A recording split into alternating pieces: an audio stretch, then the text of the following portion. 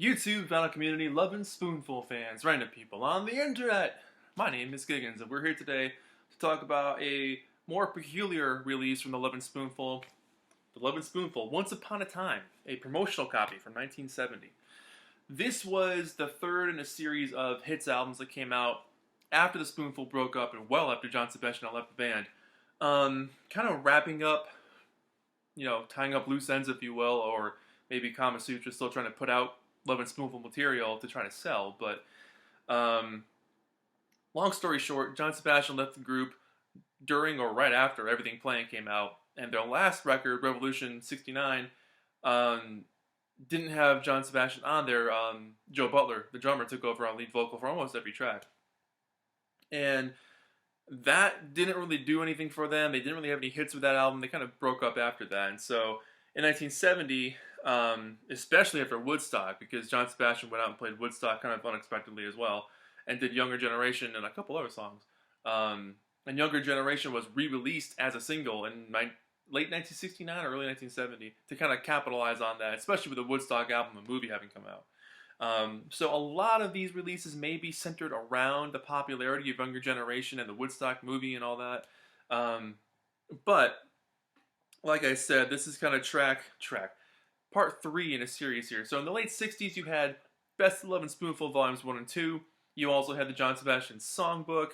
And then you got this thing. So what I like about this a lot is it opens up like a storybook. Look at that. Very cool. But what this collection is, and the reason why I wanted to talk about it, one, I've never seen it before until I picked it up. Never heard of it, never knew it existed. This is a collection of songs that kind of show like the harder side of the Lovin Spoonful, the more rock and roll side.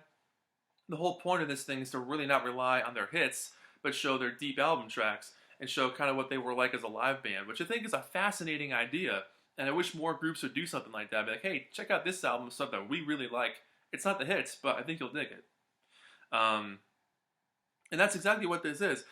Do You Believe in Magic is on here, and I think it's probably there just to appease people who are like, what is this? Oh, I know Do You Believe in Magic, but I don't know anything else. Maybe I'll buy it. So maybe one of those things. As far as I can tell, it didn't chart. I'm not sure what it did in terms of the chart success. But you got a good story in the middle here, basically just summing up the Spoonful from 1965 to 1968 or something. It has nothing on here for the Revolution '69 album, so it just covers the early years, well, the John Sebastian years.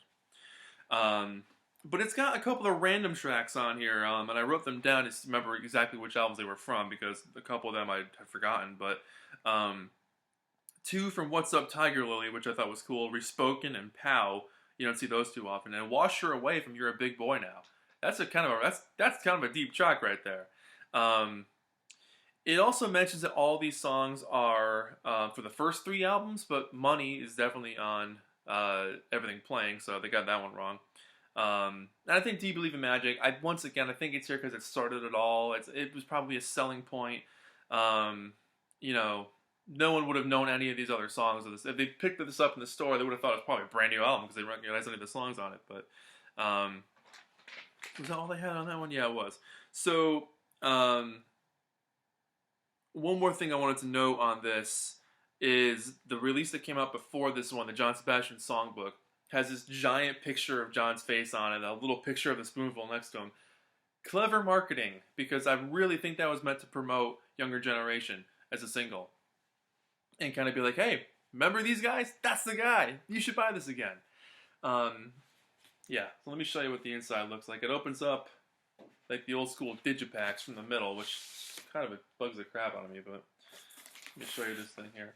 Nothing special on the label at all. It doesn't say promo copy or anything like that.